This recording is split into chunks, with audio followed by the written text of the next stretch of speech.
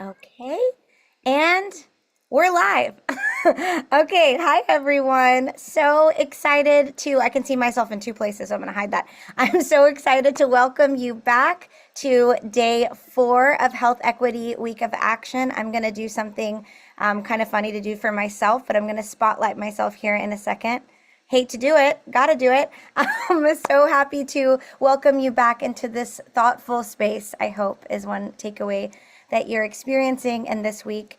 And as we get ready for session 2 of day 4, I just want to take a moment, just like every other session, to reorient us back to the framework, back to abolition, and back to why narrative medicine, and then segue into why Dr. Paul Gross, who fits perfectly into this model of care in which we are working to uplift. So thank you again to all for tuning in and all that are here.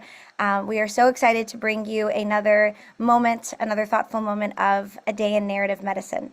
So Health Equity Week of Action has been very consciously planned to help address various inequities throughout the field of medicine. But as you've heard me say throughout the week, we're doing so with a lens of looking at the root of these issues. And that is a lot of times what the sense of abolition does. Abolitionist medicine looks at dismantling, like I've been saying, systems of oppression and violence and misuse of care, but it does so through a way of uplifting the voices of those who are most marginalized, those who are most affected by those systems of violence. And as we've taken thoughtful moments to look at different communities and how they've been affected by this, we want to take this day, day 4, to really focus on the power of perspective taking, on the power of how words transform relationships, and how intimacy, when done thoughtfully, which I keep using, when intimacy is done thoughtfully and we orient towards one another, we increase the provider, the clinician, and patient trust. We allow that alliance to build strong, and we allow for relationship and for humanity to take the place of efficacy, right? So as we orient back to that model, I want to thank you so much for being here and spending your time with us. Thank you again to everyone who's tuning in, and also to those of you who have been consistently tuning in. Thank you, thank you, thank you. My name is Danya Amadian, and I am your Civic Science Fellow. And I've had the pleasure and the privilege of helping to co-host these events this week alongside the incredible team at REACH. And I want to take a moment to introduce Tanushree, our REACH chair, who will introduce what REACH is, and also her committee. Tanushree? Yes. Hi, can you guys hear me? Yes, we can. Okay, awesome. Hi, everyone. My name is Tanushree. I'm a first-year medical student zooming in from Alabama. I apologize for my camera not being on. It will be in just a second. But it's good to see everyone here. I have the AMSA's REACH chair. REACH stands for Race, Ethnicity, and Culture and Health. And it's been awesome working with Donya to co-host this event. Thank you, Tanushree. So sweet. We have really had a great time working together and bringing this event to life. So that being said, we'll have a few more REACH members coming in. I want to take a quick moment to acknowledge Stephanie and Mia and Michaela and Jeff and Pete and all the people that have helped to create and put together the different aspects of this event, including conceptualizing what we wanted to really focus on this year. So without further ado, I'd like to take a moment to acknowledge our wonderful speaker, Dr. Paul Gross, who I have had the immense pleasure and privilege of working closely with over the past few weeks. Not as closely as I'd like, but more to come. We hosted Dr. Gross with the Medical Humanities Scholars Program recently, and we engaged in a narrative medicine workshop. And something so powerful about Dr. Gross's work is that not only has he served as a clinician, but he's integrated the power of words and the power of storytelling into his life and his career and how he serves others. So he'll speak with you a little bit today about his magazine, The Pulse, Voices from the Heart of Medicine, which allows a space for both students, clinicians, patients to share their stories and to really share their worlds with the world. And so we thought, who better than having him back here with us here at AMSA. So thank you, Dr. Gross, and would like to give you the floor. Thank you so much, Danya. It's lovely to be here. I guess I really appreciate being a part of this week. And what I would like to do is tell you a little bit about myself, tell you how I got involved with the idea of writing and telling our stories in healthcare. And then I'd like to get you all to do a little bit of writing, um, and hopefully sharing some of that writing.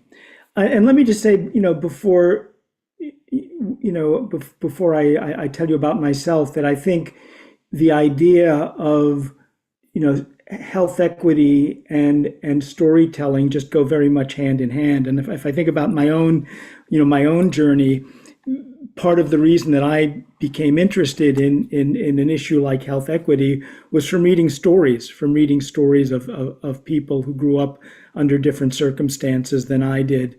And that's what gave me a window into appreciating other people's lives and other people's circumstances, and wanting to make a difference in this world. So I was born. I'm from New York. I was born in New York. Both my parents were immigrants. My dad was from Cuba. My mom was from Belgium, and my dad actually immigrated to the U.S. before World War II and became a citizen in order to serve in the army in World War II. And my mom was in Belgium during the Nazi occupation, so, lived through the Nazi occupation of Antwerp, and then came to the U.S. after World War II.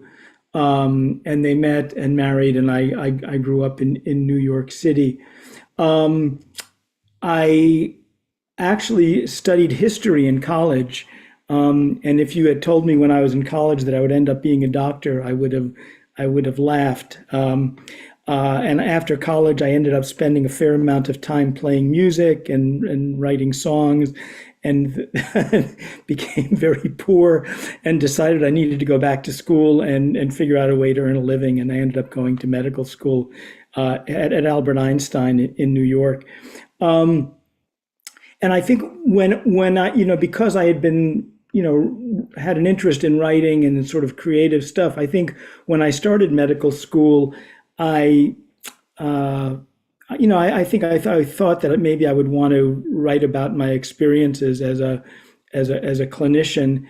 Um, and what became evident to me fairly quickly was that the sort of the scope of what I wanted to write about was bigger than what I initially thought. I thought I was going to meet these interesting patients, and I was going to be this doctor, and I was going to write about my patients. And I realized that there was a lot more to write about than that. And let me just share an example. When I was a third year medical student, if you hear a cat in the background, that's Jill, and I've fed her, so she should quiet down in a little bit. So when I was a third year medical student, the AIDS epidemic was in full, in full fury in New York. And on my pediatrics rotation, I ended up helping to look after a 4-year-old girl who had AIDS.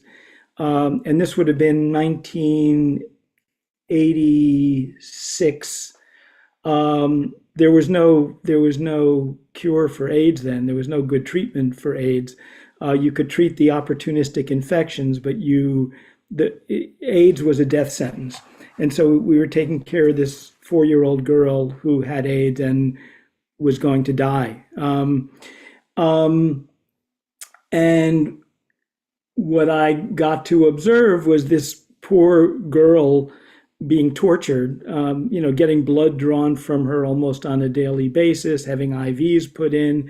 At one point, she was sent from our hospital to another hospital to have a bronchoscopy done, which is a procedure where a tube is passed down into your lungs to look around to try and figure out, what was going on with her lung infection. Her mom, her family barely showed up to see her. Her mom had AIDS herself, and I think there was a chaotic home situation. So she was pretty much under the care of us in the hospital. So anyway, so at some point she got sent off to this other hospital to, to get a bronchoscopy and come back. And I just, I was trying to imagine being a 4-year-old alone, in a hospital and then getting sent off to another hospital. I mean, even that, even if you were in great health, but you were separated from your family, well, how traumatic would that be? She came back from the bronchoscopy, whatever it showed, she was declining. And there, one Friday night, the sort of word went around that she was really on her last legs and that she was going to pass away soon. And I was going to be on call that night with a team, and I went to the chief resident and I said, if she's really in such bad shape, if her IV falls out, can we leave it out? Not spend her last hours on this earth torturing her for an IV. And the chief resident said, no, we have to put it back in, because if we don't put it back in, we're withholding nutrition and we can't do that. And it just made no sense to me. And so I went to the attending physician and I same thing, if her IV falls out, can we just make her comfortable and not, no, we have to put the IV. And this seemed very, bizarre and inhuman to me. And that later that day, people went to her, room to see her before going off for the weekend. And I went by to look at her, and, I didn't know her that well. I mean, I had cared for her a little bit. But she was very, she was very closed off. I mean, people talked about how, months prior she'd been laughed and she'd been cheerful and stuff. But now she was really in a very, dark, isolated place. So I went in to see her, and she asked me to stay with her, and she asked me to hold her, and I grabbed her out of the crib and I held her, and I actually started singing to her.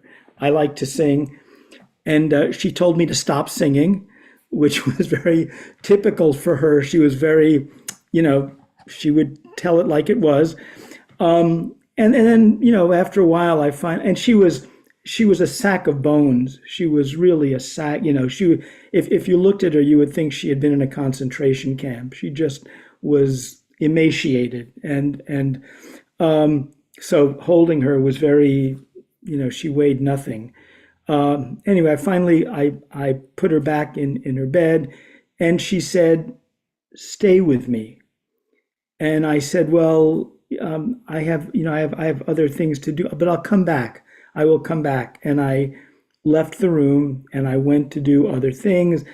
And, not that long later, maybe an hour or two later, a nurse came by to me to say, she has passed away, and can you go look at her?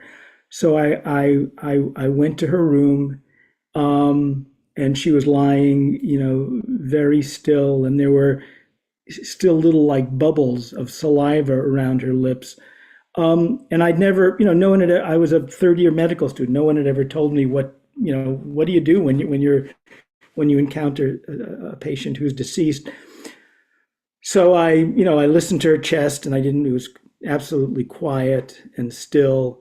And then I did something that people always do in the movies, where they lift the eyes up and shine a light. And I didn't know why they did that, but I said, well, I do it in the movies. I guess I'm supposed to do that. So I did that.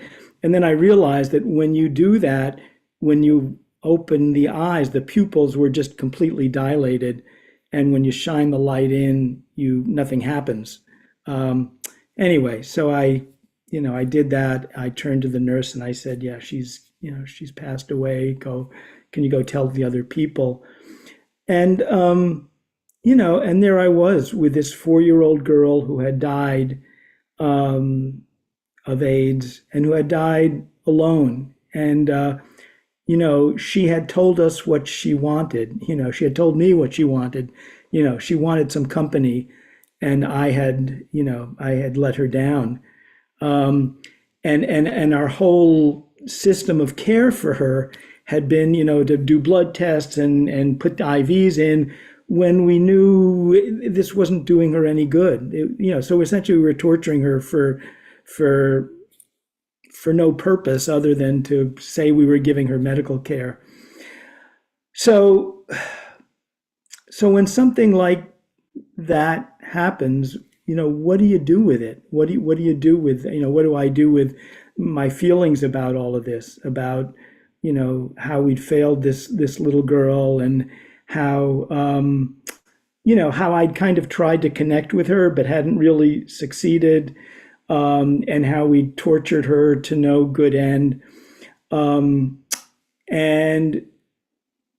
so the idea of writing about this, putting it down on paper and sharing it. And in fact, I ended up writing this story. And actually I submitted it. Does the New Physician still exist? It does, right? The New Physician, the AMSA. I sent it to the New Physician and it got published in the New Physician. And so, so to me, the idea of writing about our experiences, yes, there's a piece of it about writing about a patient, but it's more than writing about an illness. It's writing about how the system takes care of patients and doesn't take care of patients. It's about, how the patients experience their illness. It's about the families of patients and how they, manage. It's about our healthcare system and how sometimes it works and lots of times it doesn't work. And also it's writing about me, writing about, us as healthcare providers and what we go through when we're doing the best we can, but sometimes falling short. And so the idea of writing about this, writing about the big picture, and what I saw as, if you looked at the medical record, her chart, you would have seen, well, today we checked her CBC and we administered these fluids and we gave her this, and today her temperature was this, and blah, blah, blah, blah, blah. But, the story of, the big picture and the big truth about her care was not in the chart. And so, I felt that there was a need for writing about the big picture and the big truth. So, I finished medical school. I did my residency in family medicine, and what I should have said about myself is that I've worked on the faculty of family medicine residency programs in Yonkers and the Bronx, and I just actually retired from seeing patients last year, but I did that for 33 years, and caring for a largely underserved population in the Bronx, and so anyway, I did my residency. I became an attending and a faculty member for family medicine residency programs, and actually I got married during residency. My wife and I had our first daughter when I was in my last year of residency. And so somewhere between, starting work as a doctor and teaching and having a family, somewhere along the line, I found some time to do a little bit of writing, and got published here and there. And then at some point, I was changing jobs, and I was going to start working at Montefiore in the Bronx, and I interviewed with the department chair, who asked me, is there anything you would like, if we hire you as a faculty member, is there anything you'd like to work on, any sort of project? And I said, well, I have this fantasy about starting a publication that would tell the personal story of healthcare, not review the studies and all of that, but talk about what people's real experiences are of healthcare. And so he said, well, maybe we could give you some time to do that, which he did. He gave me some protected time, and I started working on that. And what evolved from that was this publication called Pulse: Voices from the Heart of Medicine, which actually maybe this would be so if you pull out your phone and you get on the internet and you go to pulsevoices.org, pulsevoices.org, that is our website. And you can leave it up. I would, at some point along the way, I would, if you have an interest in writing or in reading personal stories about healthcare written by patients, by doctors, by nurses, by family members and caregivers, by students, I would encourage you to subscribe. It's free to subscribe. We have about 10,000 subscribers. And if you subscribe once a week, maybe twice a week, you'll get in your inbox a first person story, sometimes a poem about giving or receiving healthcare. And they're all true personal stories, and they're short. They are tightly edited to about the length of an op-ed piece. And they're very, they're very compelling. And soon I'm going to read you one of these stories. So anyway, so we started this publication, and over time added. It started as just stories and poems, and then we added visuals, and we added haiku, and we added podcasts, and we added a thing called More Voices, where we have a new theme every month, and we invite very short pieces on that theme. This month's theme, actually, kind of related to what's going on in our nation. The theme of this month is bravery, for people who are standing up to a lot of what's coming out of Washington. And next month, March's theme is going to be dementia.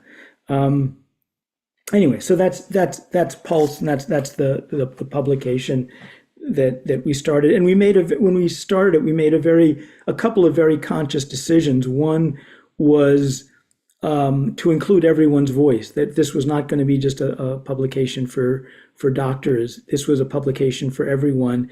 And we imagined all of us sitting around the table as equals, telling stories, telling our stories.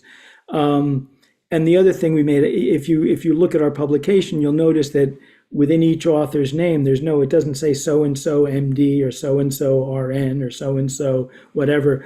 We made a conscious decision that when we said the author's name, we would not include their credentials, because subtly that makes some people seem more important than other people, and we wanted everyone to be equally important. So that's kind of the story of Pulse, and I'd like to read you a Pulse story, but first let me pause for a moment, and if anyone has any questions, please, you can unmute and say them, or you can put them in the chat.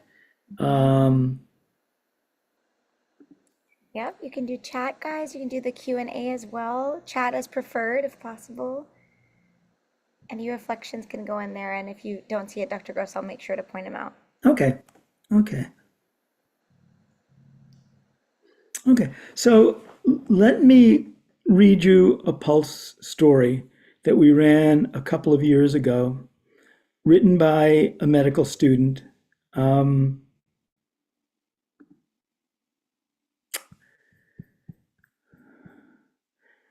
And the medical student's name is Destiny Kirby, who actually ended up becoming an intern with us on Pulse and putting us on social media. So we are, in addition to our website, if you are a fan of Instagram or Facebook, or now Blue Sky or LinkedIn, we are on all of those things.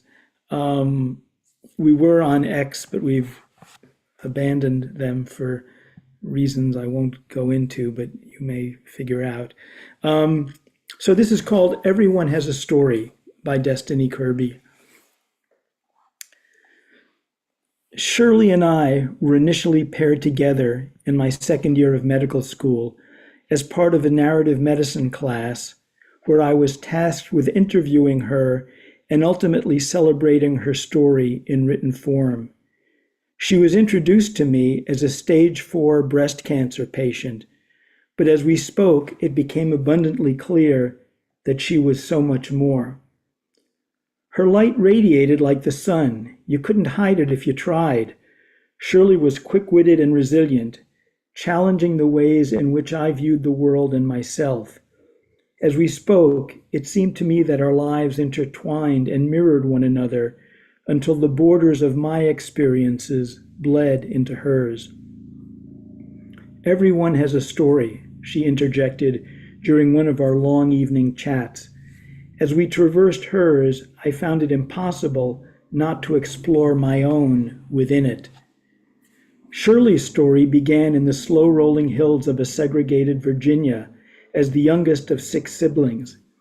I imagined the joy on their faces as they ran freely through the trees around their home, stopping only to inspect bugs and pick fights with one another. The nearest neighbor was miles away, leaving Shirley and her siblings to find steady friendship in one another. I watched her smile as she described those long country days, looking into the distance as if reliving them. I knew those long country days from my youthful years in the rural Midwest, where my brothers and my many explorations often ended in twisted ankles, muddy jeans, and wooden splinters. I was born in Atlanta and made my way up to Baltimore before moving to the Midwest, though my family's journey didn't end there. Moving was the norm, with a mother who struggled with mental illness, constantly on the run from the demons she was not ready to confront. "Is your mom in the military?" people would ask. "Something like that," I would respond. I could tell that Shirley's mother was the type of indestructible that could only be found in a Black woman, pouring every ounce of life and love into her children. With only a 6th grade education, she worked endlessly so that they might have a better life than the one dealt to her. I knew this because I would have done the same. Maybe I will do the same someday. It is only natural for those of us attempting to break generational cycles. I could feel Shirley's mother struggling to braid her girls' hair, pulling their kinky curls as tight as she could and scolding them to sit still, as I was scolded during childhood. I could hear her exasperated huffs, dressing those 6 bodies and pushing them out the door for school before tending to her homemaking. I could see the panic in her soul as a husband's shadow loomed, her eyes flitting briefly to her children in hopes that they would not see. It was a shadow that I myself had come to know well. My mother's trauma led her to love men who were prone to violence, but she was not innocent either. I spent many years wondering who I was more afraid of, the men who used physical and sexual force to get their way, or my mother, who knew how to cut me down with her words alone. I remember feeling like an unwanted stranger, bearing witness to the home in front of me, but never becoming a part of it. Her contempt quickly became the dominant voice in my head, one that took years to uproot and still reappears at the most unpredictable moments to this day. Shirley, on the other hand, described her father's rages as a product of jealousy and insecurity. He had not always been filled with anger, however. She could vaguely remember a time when he wasn't. "Everyone has a story," she insisted about him. As Shirley experienced the loneliness of being an only child as a high school senior, she leaned into her relationship with her mother, the pillar of her life. Shirley recalled frequent late-night conversations in which she would ask her mother every possible question about life. I imagined the two dreaming of the future, talking about love and independence, discussing finances and education, and finding strength and perseverance in one another. Although the loving bond between Shirley and her mother exposed a painful gap in that part of my own life, I was grateful to experience it through her. Shirley's boundless adoration for that woman was temporarily imparted to me. At moments, I looked up to her mother as my own. I even wished she was my own. Many nights I'd prayed for a maternal figure to guide me through the obstacles I faced. Once in a while, the universe complied in the form of a friend's mother, a coffee shop barista, or a school guidance counselor. Shirley took in every word of wisdom her mother had to offer and used it as fuel to propel herself through the next stage of life, where she developed into the independent woman she is today. She worked at a bank in the city, which allowed her to live alone and create a life that would redefine the role that adversity had played. She became self-reliant and resourceful while learning to truly love herself. Eventually, a firm lump in her breast triggered a cascade of events that brought Shirley into my life. As we talked, her past became my present.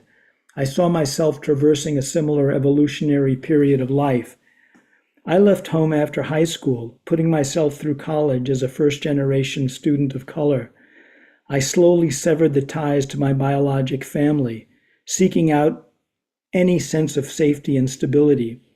Every day I told myself, it will get easier. Throughout college and medical school, I continued telling myself that, despite being surrounded by peers who could never relate to the life I'd lived, I could one day find a chosen family who understood that despite feeling weak, I could build a future defined by strength, that my newfound freedom and independence could be punctuated by the creation of a beautiful and resilient Black woman. Throughout my education, I've been surrounded by people who could never imagine the things I've lived through. I've spent years evading conversations with my peers about their holiday plans, favorite childhood memories, and their doctor, lawyer, engineer, business owner parents. While they listen to lectures and study flashcards about poverty, abuse, and homelessness in underserved communities, I role play as one of them, hoping not to be exposed. My medical school experience can be summed up in this way. I feel closer to my patients than to those around me, classmates, residents, professors, or administrators. These institutions spend 4 years teaching us how to treat people from diverse backgrounds. What I have yet to learn is how to bridge the gap between the place where my patients and I peacefully exist and the world of privilege I find myself suffocated by. As I continue into my career, however, I hope for this to change. With the help of my patients and the resilience I've gained over the years, I hope to eventually carve a small cove in that world where I feel safe to breathe. This is why Shirley was never just a stage 4 breast cancer patient to me. Throughout our webcam conversations, brunch dates, and frequent text messages over the years, it has become abundantly clear that she will forever be a part of my chosen family.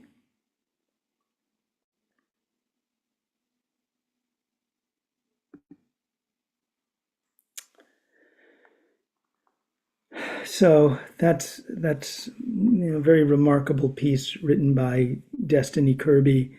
While she was a student at Einstein, and before we published it, I asked her, do you feel okay about publishing this? And we can sometimes publish pieces anonymously. Do you feel comfortable? And your classmates, are probably going to see this. And she did feel comfortable, and I think it actually made things better for her. And she would have to, speak that on her own. But when I asked her about it, how was it? It turned out being a good thing for her to have written it and to have had it published and seen. And I think her piece is a wonderful example of how,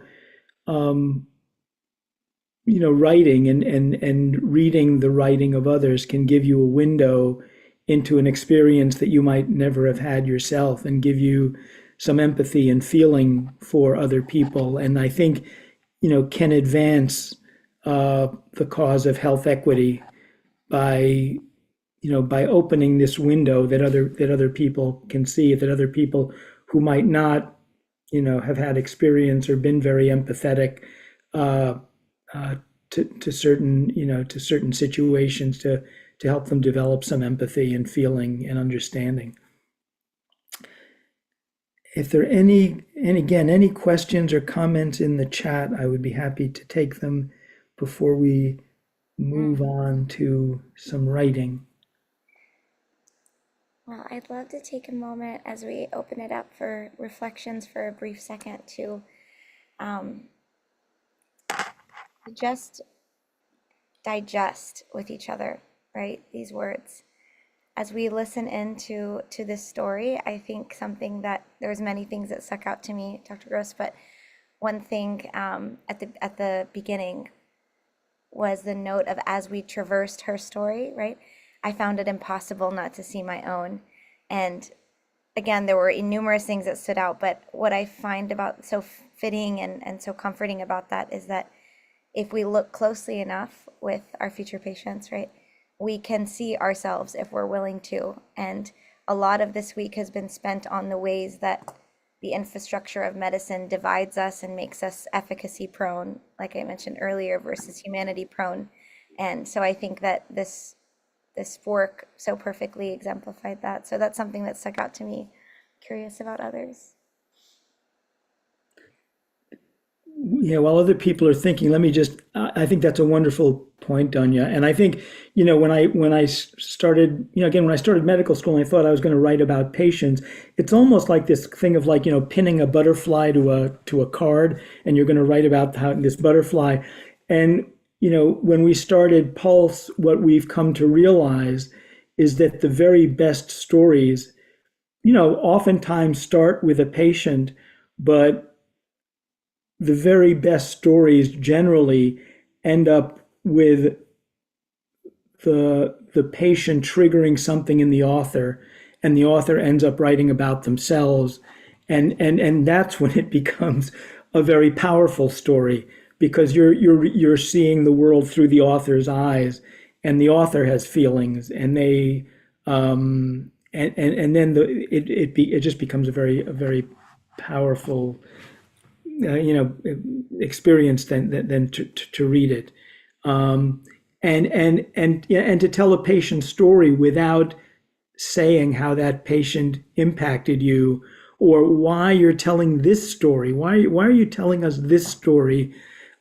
Generally, it's because this story had an effect on you, and so to talk about, and so it's important to talk about that as well as to tell whatever the story is. Thank you so much, Dr. Gross. I see that as well, and how it just evaporates the line between like the us and them, right? It just like, right. Oh, it was beautiful. Tanushrani, I think you had unmuted. I'm sorry. Yeah, no. I loved the story that you read us and the story that you told us about when you were a medical student. And I think what I took from them both is that like it's a very human desire to like seek out connection. And I think sometimes as like healthcare providers, we try to be that person for our patients, but we forget that they can be that person for us too. And that's what I really took from Destiny's story, is that, I think she came into it like wanting to learn about Destiny, and then she ended up learning about herself. And that's something that I hope to remember as I start my rotations next. Yeah, thank you. I want to make sure. Do you pronounce the H? Is it Thanushri or Tanushri? H, the Nushri. Thanushri. Okay. Yeah, and let me share with you something that when I think about what did I learn in medical school about patients, I remember one doctor saying something about, if you don't do something, a patient will sue you and you will deserve it, which kind of emphasized the sort of adversarial relationship. One of the things that was never said to me in medical school was, your patients are going to give you as much as you give them. And I think you're sort of taught in medical school that you're supposed to be this, kind of white knight that rides into the situation and saves the day. And it took me years to realize that I was coming to love my patients, and not love in a romantic way, but love in a, in a very kind of spiritual way. And that in fact, they were giving me as much as I was giving them, that they were giving meaning to my life. And when when we spoke in the exam room that we were having a connection, and then that what you just mentioned, that connection is incredibly important. And then when I went home at the end of the day, I wasn't going home saying, "Oh boy, I prescribed the right blood pressure medicine for somebody." I had to do and I wanted to be a competent physician who would do the right medical things. But but more what I came home with was, sort of thinking about my patients and their lives, and what had transpired in the office and what they were going through, and even the connection that we had. And I think one of the challenges of being in the health professions is how to be professional, how to give the good care, how to be competent, how to be able to think clearly and correctly in terms of the medicine, but also how to be a human being in the exam room, and how to let your guard down so that you feel what's going on.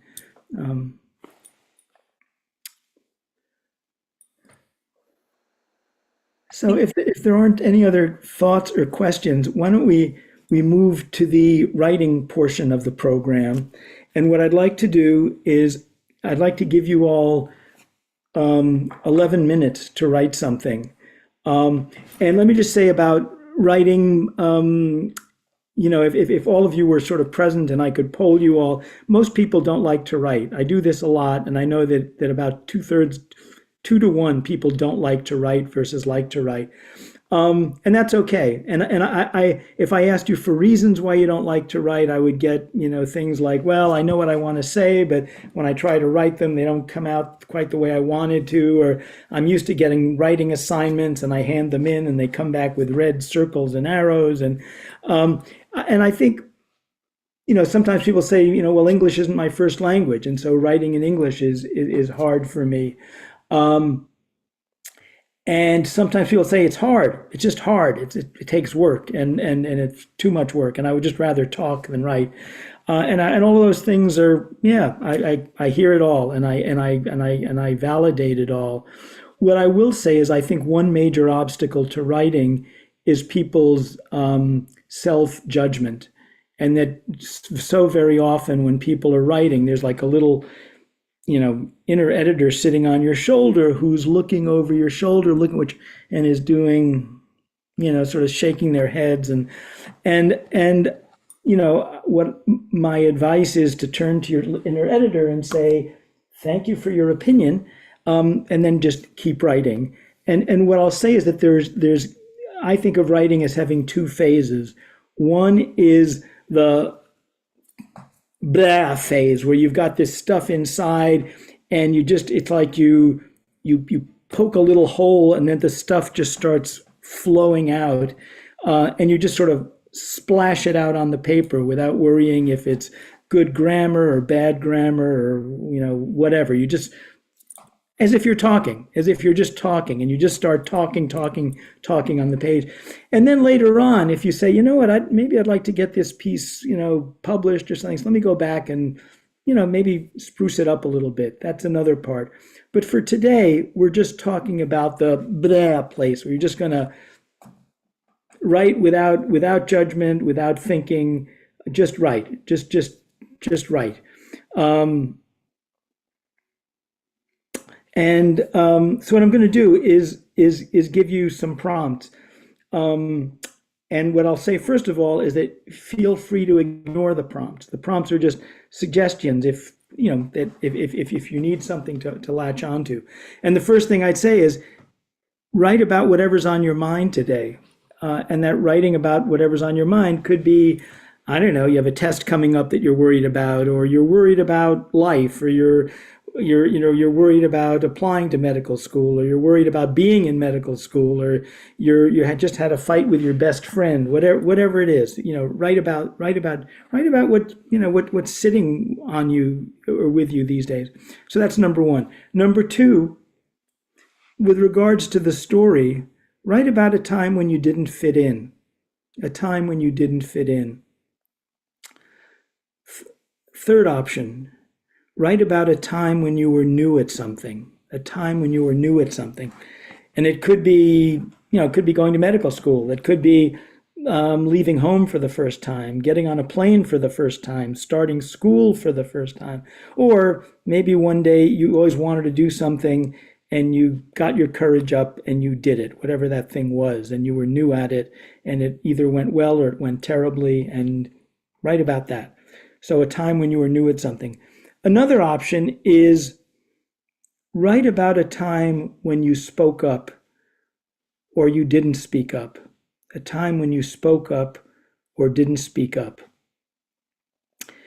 And then the very last option, if you're stuck and you can't think of a thing to write about and none of these prompts, rattle anything in your head, write about what it's like to be stuck. Write about what it's like to be, sitting here in this session with your peers, and presumably everybody else is writing, but you can't think of a thing to write about. Write about that. Write about what that feels like and what that's like for you. So the choices are: write about whatever's on your mind, write about a time you did not fit in, write about a time when you were new at something, write about a time when you spoke up or didn't speak up, or write about a time when you're stuck. And pick one of those, not all of them. Okay, so I'll give you 11 minutes. I'm going to, turn off my video and audio so you won't hear me, but I'd encourage you to write, and then I will come back in 11 minutes. Oh, first of all, any questions about any of that before I sign off? That's great. I'm Okay. going to put it in the chat for everyone. Oh, terrific. Okay. Wonderful. Okay, so Thank you. see you in 11 minutes.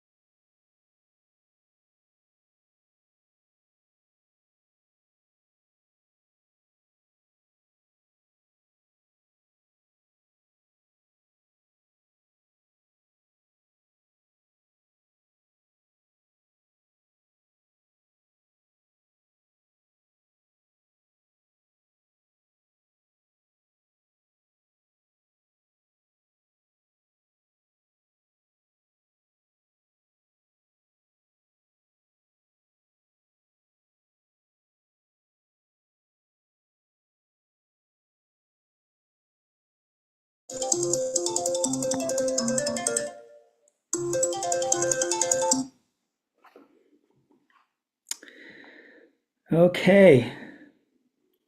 Well, time is up. Um,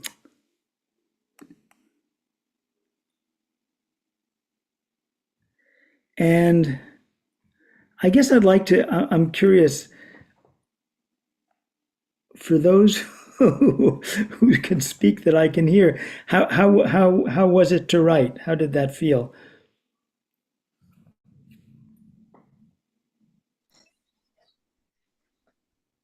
Hi, Dr. Gross. Can you hear me? Yeah. So then Perfect. I don't know who's talking. Is this Jan? It's Jan, yes. Jan. Oh, sorry. So writing, I love to write. I'm not very good at it, but I love the process. I love writing, even if there's nothing on the page. Part of the process is, delving into a delving into this stream of thoughts and allowing it to take you somewhere, even if you have nothing down on the piece of paper. I did force myself to write though, and it was rather cathartic, and I think it was it was one of those things that it's not something free writing like this is not something that unless you really do it for a purpose and enjoyment, and it serves you in the moment. Being in school right now, I wouldn't say it's one of those things that is top of mind to do.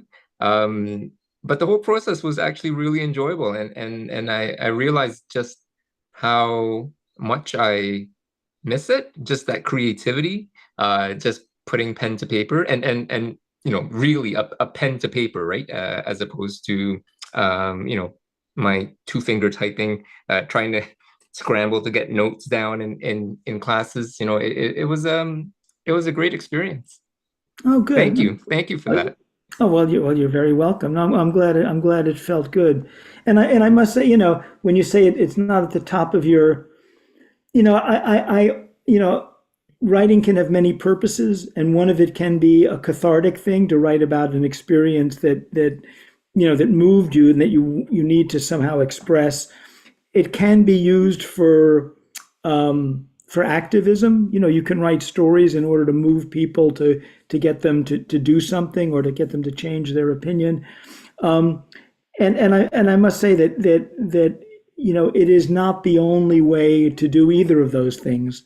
So if you want catharsis, you can also you can talk to a friend, you can talk to a therapist, you can and if you want release from the pressures of medical school, you can go to a gym, you can dance, you can paint, there's all there's so I don't offer writing as the only thing, but I think it is a tool that is probably underutilized, and that as you say, well, I'm not very good at it. My guess is that you're better at it than you think. And I would also say that in Pulse, a lot of the stories we run are stories by people who have never been published before. So this is their first time ever sending a piece to a publication. And if there's a story there, our editor works with the author to shape it, and to make it as good as compelling as it can be. So, but thank you for your comment. Anyone else want to offer how the writing was? I used to work with somebody who would describe things. Was it better than a poke in the eye with a sharp stick? So I hope it was better than a poke in the eye with a sharp stick. Yeah, I'd love to share, and thank you. It was so nice to hear. It was really touching, because I feel that I also I underutilize, for sure, underutilize writing, and I come to find I haven't felt this way since the last time I was in your workshop, Dr. Gross, where even reflecting on something that you might think is no longer front of mind, and then you start writing it because the prompt prompts it from you. and it springs forth, and then you realize a new thing.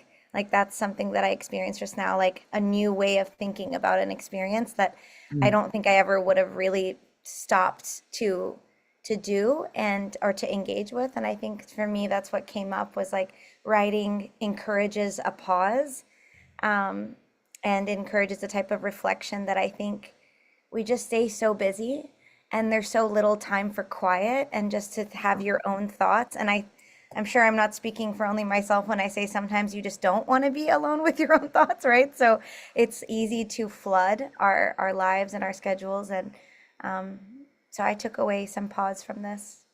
Oh, well, thank you for that. And let me have two comments, in response to what you said. The first one is part of the, you know, I think most people, even people who like to write, invariably say, well, I don't spend as much time on it as I should. And so there's a sort of a, there's a judgment there about, I should be doing more than what I'm doing. And part of the one of the nice things about the 11 minutes is to realize that actually you don't need a lot of time to write, that there's a lot you can get down in a very short period of time if it's kind of, percolating in there, if the prompt or anything just kind of triggers it. And there was something else I was going to say. You said that, and you said the pause.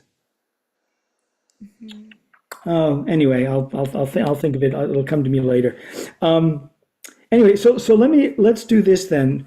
For those who are still on the call, could I hear the first sentence of what you wrote? So just the first sentence. Jan, would you be willing to share just the first sentence? Sure, yeah. Sorry, just let me. Okay, just one sentence. I'll do one line. No, just one. Yeah, just one. No, just one sentence. One sentence is fine. A hot afternoon, walking through the market on the beautiful nature aisle, with friends side by side, nothing else can add to the sense of contentment and adventure. Wow. Markets are always so. Thank you. Thank you. And Eric, would you be willing to share your first sentence? I think Eric might be, maybe he'll unmute. I think he's listening in and unable to talk because Oh, okay. but maybe not. But also maybe Hamali, if you're around.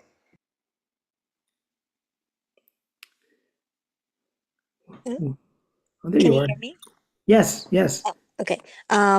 So my first sentence is not that impressive. Well, It's that's all basically right. just That's all right. We don't we're not judging impressiveness. We're just what was it?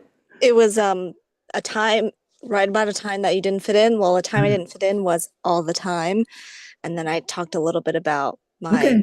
past and Okay. yeah, So thank you. So that your first sentence was a time I didn't fit in was all the it time. was all the time. And Danya, what was your first sentence? Yes, I also wrote about that same prompt, Emily. And my first sentence was, it was November 2021. I don't even remember or I put a question mark after 2021. I said, I don't even remember the year anymore. It feels so distant now. I never thought I would not remember the year. Okay. Well, you got a few sentences in there. Yeah, Thank I don't think I put a period. you. Okay, good. Oh, you're one of those writers, eh? And my first sentence was, I actually wrote about a time when I didn't speak up.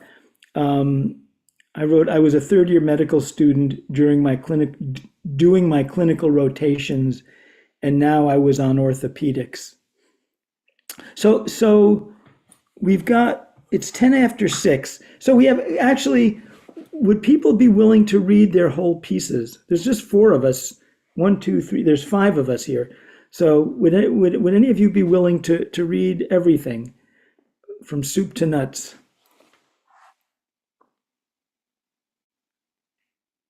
Yeah, sure, I'll do it. Great. Jan, can I have to, because my mother is Belgian, I have to ask you about your first name. What nationality are you descended from, or from right at the moment? Yeah, the name is Dutch. Dutch. Do you speak Dutch? I do not. It was actually given to me by my aunt. Oh, Um, okay. Yeah. Well, but yeah. my mom was from Antwerp, which is Hmm. the Flemish Sparting, and so in Antwerp they speak Flemish, which is they Hmm. call it Flemish, but it's I guess the same as It's Dutch. the same Dutch. Yeah. So when my mother would get upset, she would curse in Flemish. So if you knew Dutch, I was going to repeat the words that she would say, and Oh, maybe maybe even without or with the language barrier, the intent might come out, you know? yeah, Yeah. she would say Verdumina. Hut Verdumina was the whole thing, and which I think roughly translates as like "God damn it" or something. But anyway, uh, so would you like to read your piece? Sure, sure. It was also a time that I didn't speak up. Um, Hmm. yeah, so I'll start from the beginning then. A hot afternoon, walking through the market on the beautiful nature aisle, with friends side by side. Nothing else can add to the sense of contentment and adventure. Markets are always so. Whether for the first or 50th time, there was always something, a shiny new fruit, a trinket, the smile from a familiar vendor, smells of fish and meats mingled with coffee and spices, an all-out assault and a soothing hug at the same time. Then something unexpected, a hail, but rather but a rather crass one and a racist one, if memory serves. I did what I normally would, not much else but a smile and a wave. This was not the first instance, but it brought about feelings of anger that I had not felt in many years. At first, anger at this individual, at the comment, then at myself for staying silent. Silence is not golden. Why couldn't I speak up? The more I thought about it, the more I realized that not saying anything was perhaps something ingrained, something habituated, but still, why not? Did I fear for my security? Was anything different now compared to the times before? Would commentary about the inappropriateness of the comments serve any purpose? Whose purpose? What would it change or accomplish? I'll never know now, and I'm upset about that too. And then I ended. Mm. Oh, thank you. What did the person say, John? Oh, I didn't write that actually. Okay. Yeah, no, I didn't write it, but it was um just yeah, they were calling out, but I am I'm Southeast Asian and Chinese, and so their comments was more along the lines of mimicry about the language without actually saying anything. So not Oh, really anything actually, rather, yeah, just yeah. yeah. Yeah, thank you for that piece. And let me just say that if you go on the Pulse website, Hmm. um, and you search for a piece called Stigmata, Stigmata. Actually, I'll put it in the chat. There's a wonderful piece written by a medical student about not speaking up, and I would just, I think you might enjoy it. Um, so if I can, let me see here. There we go. While you share this, Dr. Gross, I'll read a few comments in the chat from people who had to go. Oh, okay. Um, Himalaya said that she had to drop off, but she really enjoyed the experience. She thanked you. And Renee said that I thoroughly enjoyed this webinar and getting to hear you speak and learning about Pulse Voices as a budding medical student. I really appreciate you allowing us a space to write what's on our mind. And I definitely feel lighter afterwards. I have to go, but thank you so much for your time. Oh, thank you. So now there are just four of us. Do you would Eric or well, Eric is not there, right? So now there's three of us, or at least we can't hear Eric. So Donya, do you want to read what you wrote? Sure. And Dr. Bruce, I might have not heard the rest of this, but is stigmata, were you saying it was similar to like wants like work, or what was the relation there? I The missed that. connection is it's a piece written by a medical student, and it's a story about not speaking up. Okay.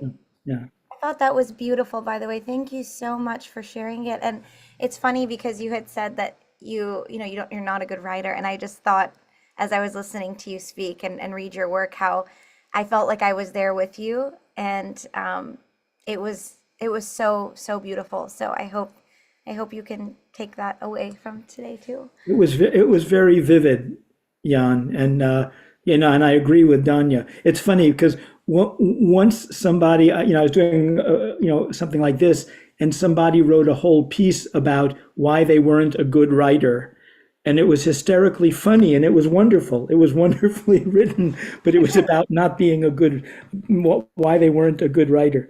But so. I love it. No, thank you. So I was writing pretty fast, and I have this hilarious thing where I will write something and then I can't read my own writing, so I'm going to do my best. But yes, so the prompt was a time you didn't fit in. And then I said it was November 2021, question mark. I guess that was my first sentence. I don't even remember the year anymore. It feels so distant now. I never thought I would not remember the year. When something difficult happens, you think you'll never forget it. I guess I haven't forgotten, but it's not so visceral anymore.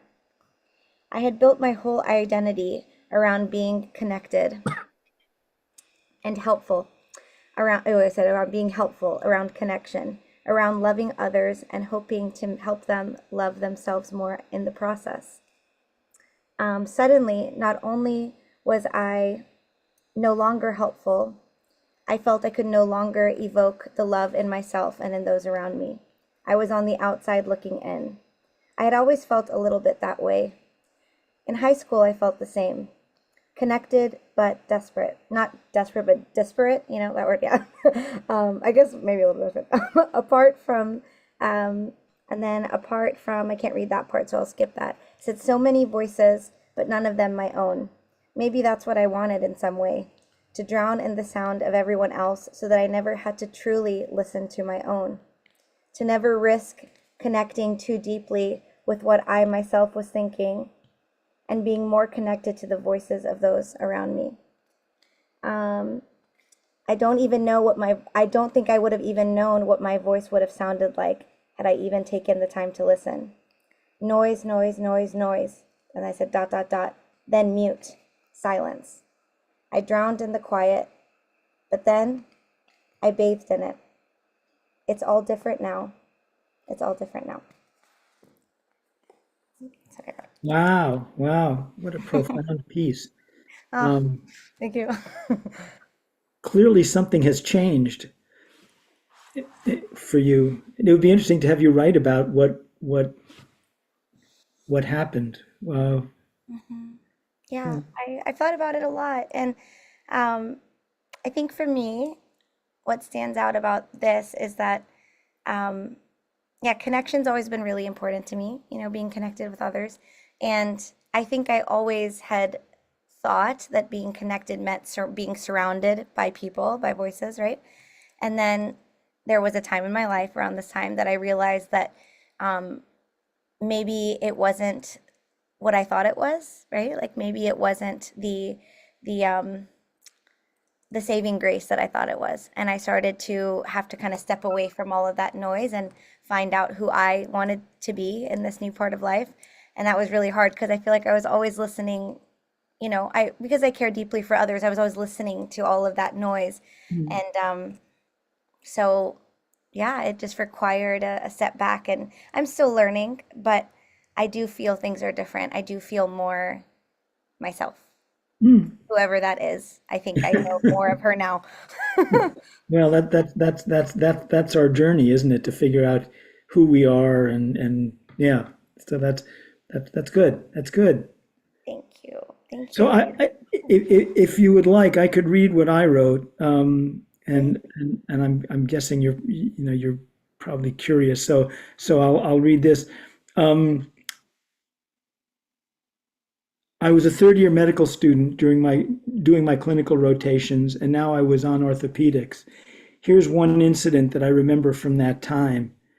Another medical student and I were tailing a couple of orthopedic residents when we were called to the emergency room to evaluate a patient. The patient was a Hispanic patient who'd hurt her leg.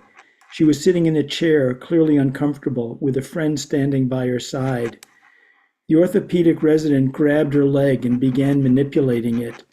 "Ay," the woman yelled. "Ay," she yelled louder. The resident ignored her and kept twisting and turning her leg. "Ay," she screamed, tears rolling down her cheek. The resident kept at it, but now he joined her cries, but he was singing mockingly, "Ay, ay, ay, ay." While my name doesn't suggest it, and I don't look it, I am in fact half Hispanic. My father was born in Cuba. My grandparents emigrated from Cuba when they were in their 80s, and I spoke to them in halting Spanish. The woman sitting in the chair could have been my tia Maria, who also came to the US and never did learn English. I was appalled and angered by the resident's callousness, by the cruelty of his exam, and the insult he delivered with a mocking song. And then the last sentence is, "I did not speak up."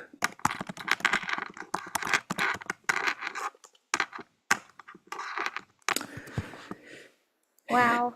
Yeah, Beautiful, doctors. I did not know that you're half Hispanic. yeah.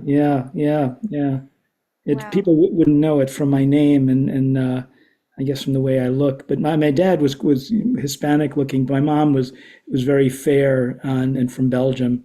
So yeah, Thank you yeah. for sharing that with us. I wonder did that immediately come to your mind? Were you prepared to write that today, or did it just? You know, when I think about not speaking up, that incident comes to mind.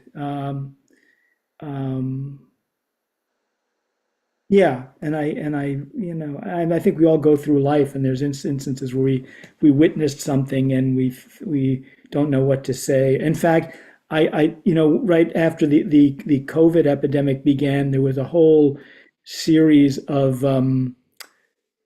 of hate episodes against people of Asian descent, and I went to a conference that was like a webinar that was given about like what to do, like when you see that, what do you do? And I found it very helpful because I think one's immediate impulse is to attack the person who's being horrible, but there's another option, which is to join with the person who's being attacked and to let them know that you're on their side. And I don't recall if I did that in this instance. If I went to afterwards and went to the woman and spoke with her, I do not remember if I did that. But that would have been another alternative. And in addition to even if I didn't say anything in the moment, to go to the clerkship director and say I saw this horrible behavior on the part of a resident. So. Something, and I'm wondering, I don't mean to take over, something that stands out to me about that too, and we spoke of this, I think a little bit earlier, is, or maybe in an earlier session, how at times we have these parts that we hold to so deeply that a part maybe a moment we didn't speak up, something that we might feel disappointed by in our lives. And then we realize that even within that, it says something, it rings something so true about your character, right? Both of your characters, as you both shared a similar sentiment of a time you didn't speak up, that speaking up is important to you. And so I think it's just interesting to look at a moment where we feel those emotions and then see that the value that's like, meaning our internal value system that's reflected in the grief that we might feel because of it. That's resonating for anyone, but yeah. And I think what Jan said about that when that happens, the incident is horrible, but then the judgment you put on yourself and the blame you hurl at yourself for not having said something is almost as bad or worse, is more painful than the initial thing itself. Yeah. Listen, we should probably wrap up. Our time is drawing to a close, and I don't want to try everyone's patience. So Anyway, thank you, Danya, for organizing this. Thank you, Jan, for staying on and for sharing your really good writing with us. No, thank you to you both, Paul and Danya, and yeah, I look forward to perusing the website, Pulse Voices, and yeah, thanks very much. It's been a wonderful week, and I'm looking forward to tomorrow, and hopefully I'll be able to join in as well. Thank you so much. It was Thank so you. nice to have you. I look forward to hopefully seeing you tomorrow. Likewise. Have a great evening, both of You you. too. Thanks, Jan. Thank you, Dr. Gross, and to all tuning in or taking a moment to reflect here together before you leave, Dr. Gross, on the last almost hour and a half that we luckily got to steal you for. And the reflections that we had this evening, whether or not you were in a place where you were able to tune in and really listen or really write. I hope as you come back to watch this or you're watching the stream that you'll take some time this evening or in the coming days to reflect on these prompts, which we'll continue to share with you, and reflect on a moment in time, right, on some of these occasions, and see what it brings up for you and how it can allow us to not only connect more deeply with ourselves, but how we can see others in the story of ourselves as well.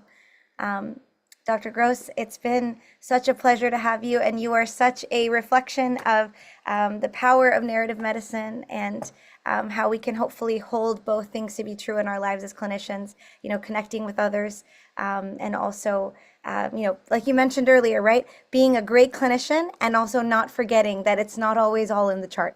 It's oftentimes, I'll remove the spotlight now. We sometimes forget that. And so let's work not to forget that together.